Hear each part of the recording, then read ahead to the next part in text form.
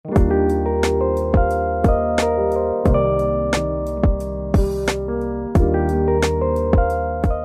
sob, kembali lagi di podcast Jagat Lomba spesial edisi Ramadan. Era digital kira-kira bakalan menjadi peluang atau malah menjadi tantangan ya dalam dunia perkuliahan atau dunia kita saat ini. Ya, gak bisa dipungkiri sob, saat ini dan di sini perkembangan era digital menjadi sangat pesat, terutama didukung dengan, ya bisa dibilang saat COVID kemarin semua orang di rumah dan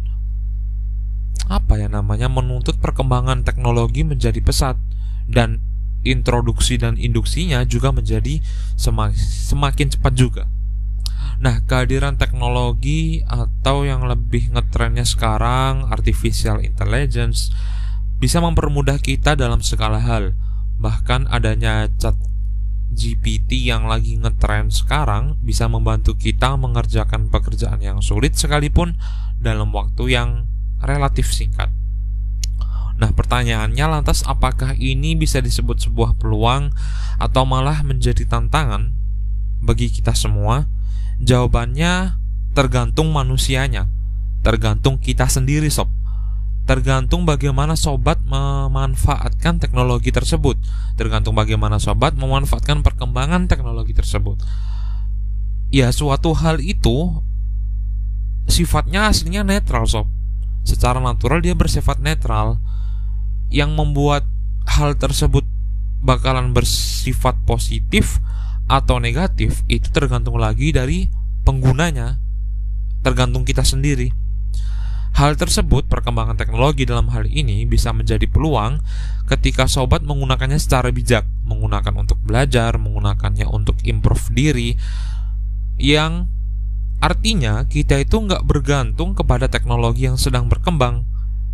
Nah, sebaliknya, sebuah era digital, perkembangan teknologi akan menjadi tantangan bagi kita apabila kita manusia yang menggunakannya yang secara sadar dan penuh kesadaran malah nggak sadar sob.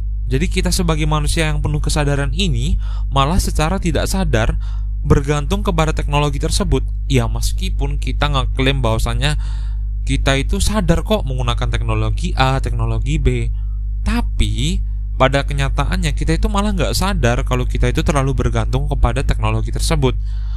Ya, bisa dibilang bukan kita yang menguasai teknologi, bukan kita yang mengendalikan teknologi, malah kita yang dikendalikan atau dikuasai oleh teknologi.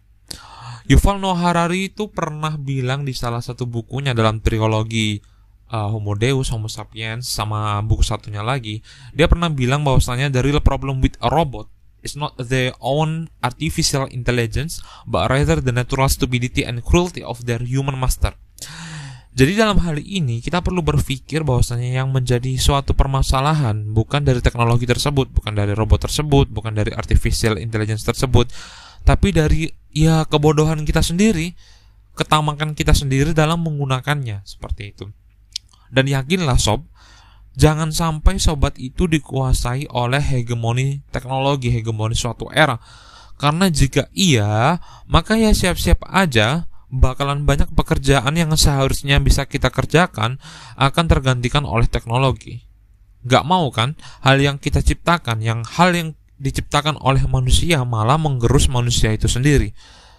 Nah, di sini Yuval Noah Harari juga menambahkan, since the beginning of the industrial revolution, for every job lost to a machine, at least one new job was created. Jadi, seenggak-enggaknya satu pekerjaan yang tergantikan oleh mesin bakalan ada satu pekerjaan lain yang bakalan tercipta. Konsekuensinya, despite the appearance of many new human jobs, we might nevertheless witness the rise of a new useless class. Jadi, konsekuensinya ya meskipun banyak sekali pekerjaan yang timbul, contohnya kayak data analistik, kemudian pekerjaan yang berhubungan dengan artificial intelligence, bakalan ada kelas-kelas manusia yang bersifat useless gitu, yang tidak digunakan lagi pada era yang akan datang, yang tidak dimanfaatkan lagi. Gitu sob. Jadi yang perlu kita pikirkan bersama, yang perlu kita renungi bersama, bahwasanya jangan sampai kita terperdaya dengan teknologi gitu. Kita bisa memanfaatkan teknologi secara bijak dan baik. Seperti itu sob. Sekian mungkin obrolan saya pada kesempatan kali ini. Terima kasih telah menyimak. Sampai jumpa di podcast selanjutnya. Thank you.